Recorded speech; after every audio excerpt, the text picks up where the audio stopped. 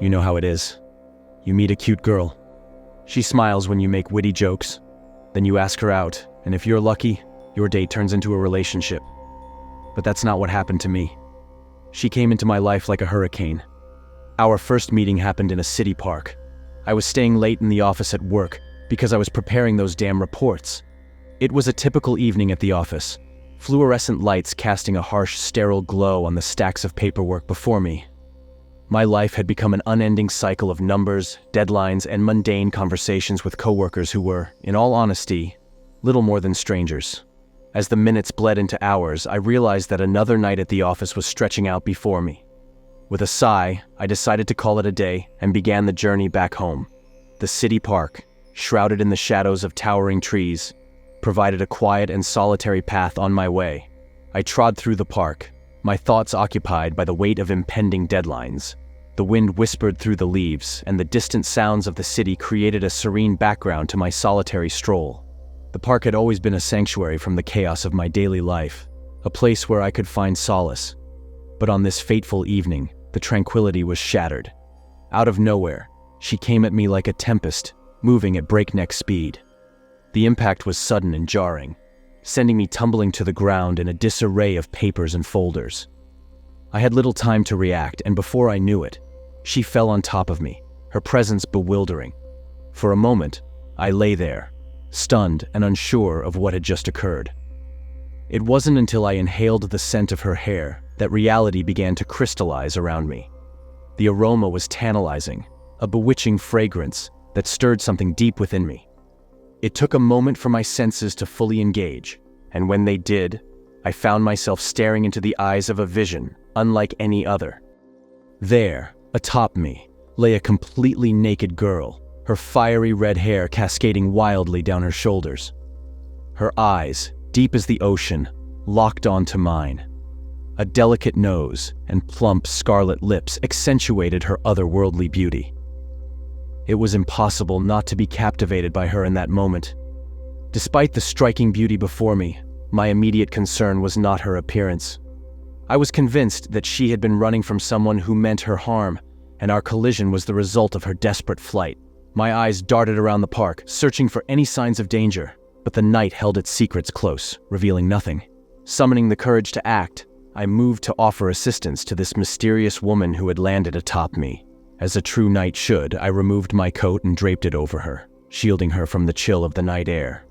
In the eerie hush of the city park, a gnawing sense of unease crept over me, urging a swift exit from that peculiar encounter.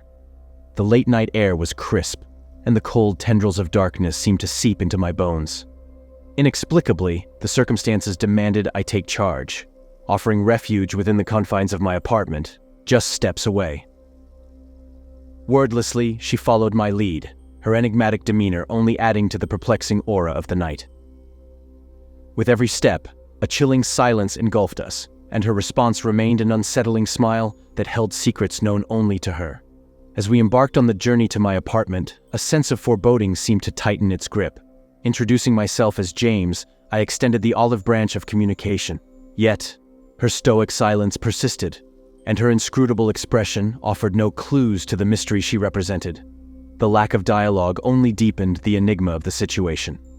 In that moment, her silence held more significance than any spoken words. I held the belief that her state of shock was responsible for her reticence, but even that explanation felt inadequate in the face of the inexplicable. Despite the unease that swirled within me, there was an undeniable compulsion to shield her from the unknown and guide her to safety. As we navigated the dimly lit streets, an unsettling sensation crawled beneath my skin. The feeling of being watched persisted, a phantom presence that eluded my every attempt to identify it. It was as if unseen eyes were tracking our every move, and the obscurity of our surroundings only fueled the sense of impending danger. Perhaps it was the very assailant we feared, lurking in the shadows, restrained only by my presence. The thought sent a shiver down my spine, and I maintained a vigilant watch on our surroundings, determined not to let my guard down. We eventually made it to my apartment without incident. I offered her a change of clothes, handing her my clothes, and when she disappeared into the adjoining room, I panicked and rushed to solve a very sensitive problem. instead of promptly summoning the authorities or seeking help. I found myself embroiled in a peculiar task, cleaning up the neglected remnants of my daily existence. Stale pizza lay discarded on the table, mingling with various remnants of a life lived in solitude. The absence of recent visitors was an undeniable truth, and my existence had been one devoid of close friends, let alone romantic companionship. Following my college graduation, I had taken up employment in a technology firm, quickly becoming ensnared in the predictable cycle of the 9-to-5 city life. In doing so, I had unwittingly surrendered myself to the ebb and flow of a life both monotonous and routine, devoid of any noteworthy distinctions. For all intents and purposes, I was an unremarkable figure, bereft of any semblance of a chosen one or a herald of uniqueness. My existence paralleled that of countless others, marked by the trappings of a mundane, urban reality. And now, in my apartment, which had seen a dearth of cleaning efforts since the previous week, owing to the relentless demands of my job, I was witness to a surreal twist of fate. The most beautiful woman I had ever encountered was in the midst of changing clothes in the adjacent room. The implications of the situation were not lost on me. Of course, it would be inconceivable to host such a captivating guest in the midst of such squalor. A rush of determination washed over me, propelling me into action. As I scoured the remnants of a bachelor's life strewn about the room, it became clear that my apartment hadn't witnessed the presence of guests for quite some time. Dust had settled on surfaces and cobwebs had taken root in the corners. I wiped and tidied, determined to create an environment befitting the mysterious beauty who now occupied was my guest.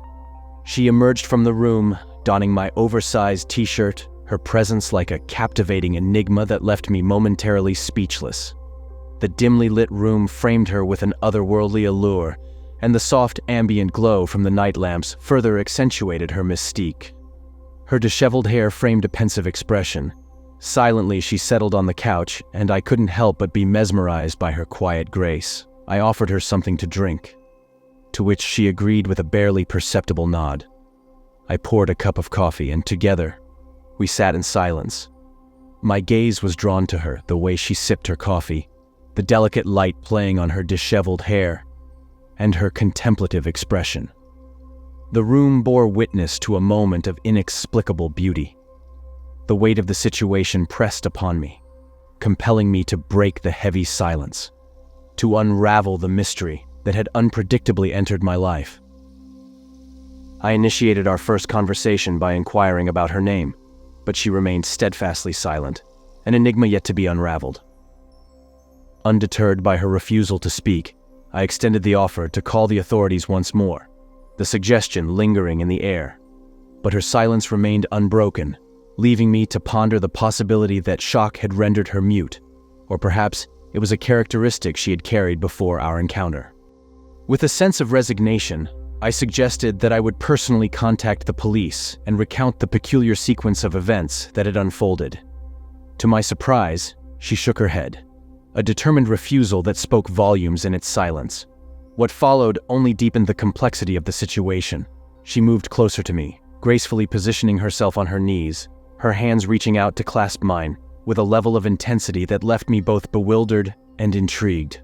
Her gaze locked onto mine, and I sensed an unspoken message in her eyes. The room held an uneasy tension as I grappled with her unspoken desires, uncertain of how I could be of assistance. She responded with a gentle smile and a soft kiss upon my cheek.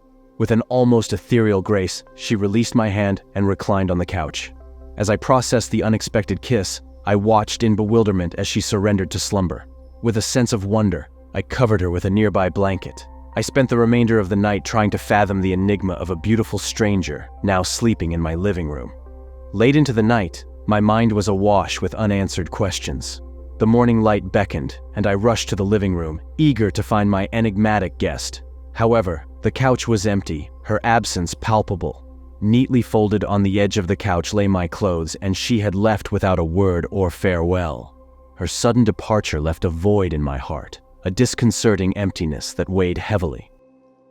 Despite the sense of wrong and the gnawing hurt, life demanded my return. The mundanity of work called, and I soon found myself immersed in the relentless paperwork and bureaucracy of my stuffy office. Yet the memory of the mysterious girl refused to release its grip on my thoughts. For 3 or 4 days, her image haunted my mind. I continued to labor late into the night, hoping each evening as I strolled through the city park that I might catch another glimpse of her. But fate was not on my side, for she remained elusive, never gracing me with her presence. Then, one seemingly ordinary day, I left work much earlier than usual. The sun still hung high in the sky when I reached my residence. A man stood just outside my home, his presence polite but puzzling. He inquired if I was a resident of the house, to which I confirmed. With an air of politeness, he retrieved his smartphone and presented me with a photograph. It was an image of the same girl who had sought refuge in my home, her form now clad in a military uniform, appearing slightly different from the night I had met her. The man questioned whether I had encountered the girl in the neighborhood, and for a moment, I was taken aback. The revelation that my overnight guest had a military connection was unexpected, and I did my best to conceal my surprise. Strangely, and without a clear reason, I chose to lie to the man. I claimed that I did not recognize the girl and had not seen her around. As my false words hung in the air, a flicker of suspicion danced at the periphery of my thoughts. What if this man was a threat to her, a maniac pursuing her? Though reason whispered that such a notion was unfounded, my infatuation with the enigmatic girl clouded my judgment, rendering me incapable of thinking rationally. The man regarded me with a searching gaze, seemingly undeterred by my response. "I see," he finally uttered, his voice tinged with a subtle layer of unease. "Thank you for your time." With that, he turned and walked away, leaving me alone with my thoughts and an unsettling feeling that I had missed a crucial opportunity to uncover the truth about the girl who had briefly entered and irrevocably stirred my life. As I returned home, the weight of my earlier decision bore heavily upon me. I realized I should have been truthful to the man who sought information about the girl. I should have inquired about her, uncovering the enigma that had briefly woven its way into my life. Yet the moment had passed, and all I could do now was contemplate the mistake I had made. Convinced that it was best to put the mysterious girl behind me, I decided to focus on my own life and retire to bed early. The past few days had left me exhausted, and I hoped that a good night's sleep would help clear my mind. But the tranquil silence of the night was soon shattered. In the dead of night, I was roused from slumber by a peculiar noise emanating from the living room. The sound of clinking dishes echoed through the stillness, alerting me to a presence within my own home. My fear was outweighed by curiosity, and I grabbed a bat from the closet before venturing into the living room. There, I was greeted by a sight that both perplexed and thrilled me. She was sitting on the couch, once again completely nude, and her figure was exquisitely illuminated by the soft light of the night lamps. In her hands, she chewed on a slice of cold pizza. Why had she returned? The question flickered in my mind, but my overriding emotion was one of happiness. She was here in my living room again, and that was all that mattered. I silently returned to my room and retrieved the clothes she had worn on her previous visit. Since that night, I had not washed them. Eager to preserve her lingering scent, I handed her the t-shirt and pants, her eyes conveying both calmness and an alluring excitement. She smiled, nodding in gratitude. I poured 2 cups of coffee and joined her on the couch. Conversation remained absent, and we sat in companionable silence. It was as though words were unnecessary, for an unspoken connection bound us. However, the memory of the man who had sought her returned to my thoughts. I gently informed her about the visitor, the man who had shown me the photograph of her in military uniform. I admitted that I had lied to him, concealing her presence. She responded with a sweet smile, her fingers tenderly grazing my hair. She lay down on the couch, the weight of sleep settling upon her. I remained in the living room, watching her slumber. The fear of her vanishing from my life once more held me in its grip, and I was determined not to succumb to the embrace of sleep, fearing that she might slip away in the night. I drifted into an uneasy slumber, my mind restless with thoughts of the mysterious girl who had entered my life like a tempest. The chair in which I slept cradled me with a false sense of security, but I was plagued by the gnawing emptiness she left behind. When I stirred, I was once again confronted by her absence. The neatly folded clothes on the couch served as a tangible reminder of her fleeting visits. This time, however, there was something more, an enigmatic note that had not been there before. The letter lay on the table, and a single word, "Thank you," was inscribed upon it. The simplicity of those two words stirred a whirlwind of emotions within me. Did they signify farewell or gratitude for my hospitality? Could it be that she would return, as enigmatic as ever, weaving her way into my life again? The ambiguity of the message hung in the air like a lingering melody, and I clung to the hope that her reappearance was not just a fleeting dream. Blind trust was a dangerous thing, especially when dealing with someone as mysterious and beautiful as she was. Yet, I found myself unable to do otherwise. Love had entangled me, ensnared me like never before, leaving me to ponder the significance of those two words that warmed my heart. It was the first time I had ever felt such powerful emotions. That day, as I ventured out into the world, the joy of the morning's discovery enveloped me. My colleagues at work observed the unusual happiness radiating from me, and it was impossible to conceal my elation. Thoughts of her accompanied me throughout the day, transforming even the mundane moments into moments of joy. As night descended, however, the atmosphere shifted abruptly, casting a shadow over the elation that had buoyed me during the day. Once again, I found myself lingering at my workplace long after my official duties had concluded. This time, I didn't have any reports or additional tasks to occupy my time. I stayed, waiting, as the sun dipped below the horizon, allowing the darkness to claim the city. My reasons for staying late were twofold. First and foremost, I wanted to avoid the possibility of running into the man who had inquired about the mysterious girl. I couldn't shake the sense of unease he had instilled in me. Secondly, there was the personal tradition of strolling through the city park at night that had taken root within me. As the days grew colder, that particular night felt even bleaker. The moon was hidden behind a thick, impenetrable shroud of clouds, and an icy breeze cut through the city streets like a spectral wraith. The city park, usually teeming with life during daylight hours, had transformed into an empty, desolate landscape. Despite the harsh conditions, my thoughts were consumed by a single question. Would she come to me again? The enigmatic girl who had appeared in my life like a haunting dream filled my mind, and I couldn't help but wonder if our paths would cross once more. In the solitude of the park, I was startled by an unexpected noise. It was a distinct sound, rhythmic and persistent, as if heavy paws were pounding the ground in rapid succession. When I turned to confront the source of the noise, I was met with a looming silhouette. It was an entity of darkness, its form obscure and its movements swift, closing the distance between us with each passing second. Before I could react, a crushing impact sent me sprawling to the ground. My head connected with a hard surface, and my world was consumed by a swirl of darkness and pain. Consciousness slipped through my grasp like fine sand, leaving me in a state of eerie uncertainty. As I gradually regained consciousness, I found myself sprawled in an unfamiliar, desolate location. The world around me was enveloped in darkness.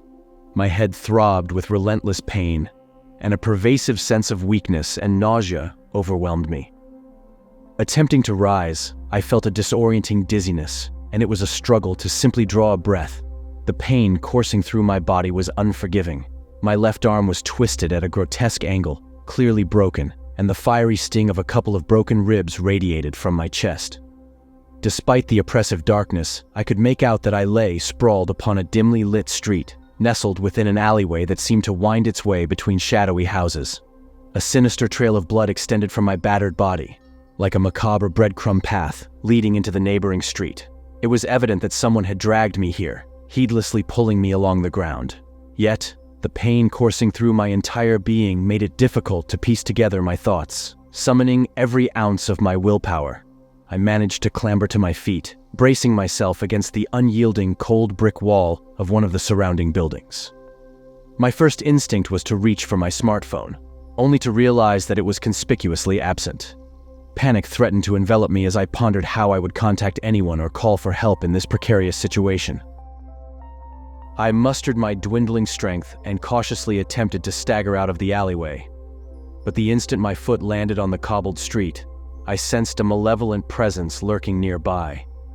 My heart raced, and I turned to confront the source of the ominous energy. To my shock and dismay, it was the same man who had been seeking my mysterious overnight guest. However, this time, his appearance was utterly grotesque and surreal. He stood before me, his face contorted in a malevolent grin that exposed a maw of jagged teeth. His eyes burned with an unrelenting anger, and he emitted guttural, heavy breaths. What chilled me to the bone, however, was the fact that he was completely naked, adding an unsettling layer of depravity to the situation. He advanced slowly, an aura of menace surrounding him, and I could hardly comprehend the words that tumbled from his mouth. "Warnak too, Harpe! You got into her cage, you idiot!" he bellowed, his voice carrying an eerie and incomprehensible message. My thoughts spun in a frenzy, struggling to decode his cryptic statement, but my fear and pain clouded my judgment. I stood there, stupefied and shivering in the cold, not comprehending the significance of the words the naked man had uttered. Fear clutched at my chest, and I found myself struggling to process his menacing presence. My thoughts were a tangled mess, and it was becoming increasingly difficult to articulate anything coherent. The only thing I could manage was a feeble inquiry. Who is this girl? Why is he following her? For a brief moment, the man ceased his ominous advance, as if struck by bewilderment at my unexpected question. Then, an eerie and cruel laughter poured from his lips, echoing through the desolate alley. He regarded me with a look of disdain, suggesting that I had revealed myself to be a greater imbecile than he had initially believed. He proceeded to berate me for my misguided priorities, accusing me of foolishly concerning myself with the enigmatic, red-headed fox. With a menacing resolve, he inched closer, his body poised to strike. I braced myself for a physical onslaught, fully expecting an impending attack. Yet, in an astonishing twist, he halted abruptly, as if arrested by an invisible force. A powerful gust of wind surged behind me, the sudden rush of air disturbing my senses. The next instant, an unseen entity clutched my chest, its grip both forceful and swift. In the blink of an eye, I was propelled into the darkness, sent hurtling sideways into the bushes that lined the alley. As I collided with the ground, the impact was numbed by the overwhelming surge of adrenaline coursing through a moment before unconsciousness overcame me. I managed to catch a fleeting glimpse of the enigmatic savior, a figure with fiery red hair and eyes as deep and tempestuous as the boundless ocean. As my consciousness returned, I found myself back in the familiar confines of my living room. I felt bandages on various parts of my body, silent testimony to the ordeal I had endured. She sat nearby, her eyes fixed on me, a patient and enigmatic presence. An attempt to sit up was halted by a gentle but firm gesture from her. I inquired about the whereabouts of the man who had attacked me, seeking answers to the mystery that had violently entered my life. In response, she merely shrugged, feigning ignorance. My inquiries continued, driven by a desperate need to understand the enigma that had unraveled before me. I probed her for information, questions flowing from my lips like a torrent. Who was she and who was the man who pursued her? What sinister purpose drove him to hunt her down? She regarded me for a prolonged moment, as if preparing to reveal her secrets. But then, her gaze averted, drifting toward the dawning light outside the window. She rose from her seat and fetched a pen and paper, crafting a message that she presented to me with a sense of finality. There was only one sentence in the message: "I'm sorry." It left me perplexed, struggling to fathom the depths of her apology, yearning to comprehend what transgressions required my forgiveness. Yet before I could utter a single word, she vanished, leaving me battered and desolate, alone and in pain. I called for an ambulance, and it was during my hospital stay that the somber news reached my ears. In close proximity to my residence, the lifeless body of a man had been discovered, a man with a military background, identified as a major from an unspecified branch, who had been declared a deserter and a fugitive for the past 2 years. The news reports withheld the man's image from the public eye, but I possessed the damning knowledge of his identity. I understood the cause of his demise, yet I knew that the horrors I had witnessed were not to be shared with the world. I would guard these secrets, locked away within the confines of my memory. 2 long and haunting months had passed since that fateful night. I found myself wandering the same city park, repeatedly hoping for her elusive presence. Night after night, I patiently waited, yearning for the enigmatic figure who had once been my nocturnal guest, but despite my relentless vigil, she never returned. In a desperate attempt to bridge the silence that separated us, I left food on my table, a silent offering in the hopes that she might come during my slumber. But the food remained untouched, a poignant reminder of her absence. My dreams offered little solace, often haunted by visions of a menacing black dog pursuing me relentlessly. In these nightmarish scenarios, just as the relentless jaws of the beast were about to close in, a savior arrived in the form of a fiery red fox. Yet these were nothing more than the hallucinations of a troubled mind. In the realm of harsh reality, time ticked by with relentless cruelty. A month bled into another, forming a somber procession of 6 agonizing months. It was then that I stumbled upon a news report, my heart heavy with the anticipation of more grim tidings. The chilling headlines announced the discovery of a deceased and mutilated woman, found deep within a distant forest. Her identity revealed as that of a former military woman, a deserter pursued by the authorities for over 2 years. The report refrained from unveiling her image to the public, yet I could not deny the inexorable truth. My heart ached, tears flowed freely, and I grieved for the woman I had come to love. In the silence of my solitude, I wished that I could have shared my feelings with her, bridging the abyss that now separated us. But I had missed my chance, and the cruel hands of fate had torn her away from my life forever.